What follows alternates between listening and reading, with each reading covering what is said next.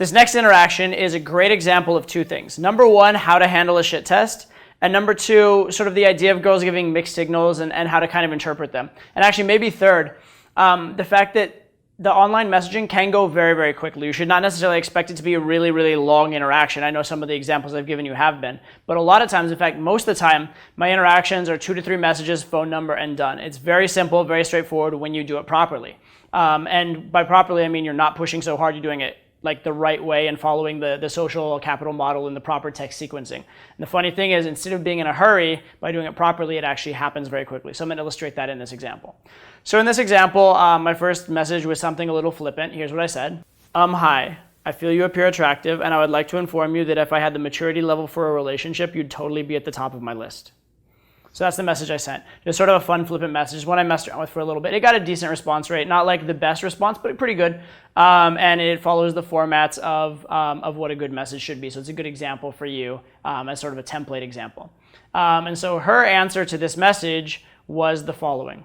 Have you seen The Omen? I think you might be Damien. And when I received this message, I had no idea what it meant. But apparently Damien is this little kid that's the character like in this horror movie, The Omen, that's like essentially the Antichrist. So she's saying, based on my first message in my profile, that I appear to be the Antichrist. Now, you would take that as a very negative thing in theory, except when we look at the model, most negative is silence, then a shit test is more positive. And a shit test means that she likes you. She likes you enough to respond. So I'm already taking this as a positive. Okay. I actually read this, didn't know what to do with it, and like closed my messenger, went on with my life. And it turned out that without me responding, she messaged me again later that day, which is a very positive sign. And here was her second message. I'm not attractive. It's all Photoshop. I'm really a 400-pound black woman. No, scratch that, 400-pound black man. What has she done here? Well, she's given me a lot of shit tests. She's given me a lot of difficult things to work with, but she is messaging me. So that's positive. And on top of that, she's messaged me twice. So it looks like she actually really probably does like me. And it looks like she read the first one, thought she was being clever, and then she thought about it, it's like, oh shit, did I ruin it with this guy? So I'm seeing a lot of investment here. Now, I don't want to just assume the investment is positive and like start making plans because it would be premature, right? It's socially wrong in this case, but I should understand that by passing the shit test here, I should expect an even more positive answer. Also, the nature of the shit test she's giving me is she seems to like the evil part of me, right? Because she likes me and she's calling me evil. So in this case, I'd say be as harsh and biting and straight to the point with the shit test as possible. So how can I pass this shit test? Well, you try and exaggerate it. I could exaggerate the fact that she's super unattractive and say that's my type. I guess that could work. That's not really my style because the style of my profile is a very like arrogant, sort of elitist, I'm looking for the best kind of profile. So that would be incongruent. But normally with messaging, that would be a way I could go. The other thing I could do would be to play up the idea of the Antichrist and play that up as though it's a positive thing to misinterpret it. And that's what I actually did in this case. So here is what I wrote. Haha, so you've not only assigned me supernatural powers, but you've also told me I'm hot enough to turn gay for? Wow, you must be quite impressed with me.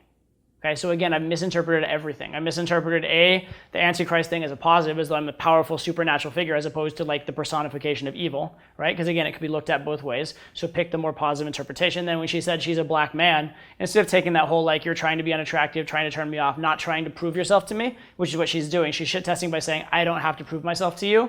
You're going to message me anyway. Instead, I took the black man thing and said, oh, you're gay. Okay, you turned gay for me, right? So again, I misinterpreted both as positive. So again, just change the meaning.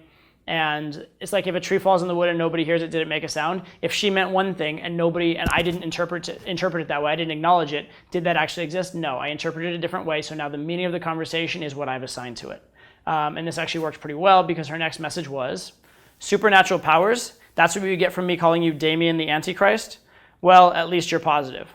I hate having to log back on here. I never get on. Here's my cell, gives me the number if you want to keep talking, right? So that's an example of it going very, very quickly, right? What was it? Basically, I sent one message, she sent me a couple of shit tests, I passed it, and she immediately sent me the number. That's the power of doing the sequence properly. Now, if I had said, here, I passed the shit test, now a bunch of questions about you, she probably would have been turned off because it was incongruent. Or if I'd said, I passed the shit test, let's go out on a date, it would have been incongruent. But just sticking to my guns, doing it properly, it happened to go very quickly. Had it not gone quickly, had she given me something like just some logical conversation or another shit test, I would have responded there and I would have taken my time and just played it properly. So the whole thing is don't be in a hurry, play properly, play correctly, do what's right, and trust that that's the fastest way to your goal, because usually it is. And like I said, even though I'm extremely patient, even though the whole idea of the social capital model is to be patient and follow the process, what happens most of the time actually is that the process goes very quickly, because what makes it fast is not making mistakes, okay? So it's a great quick example. I hope you learned from it, and I'll see you next time.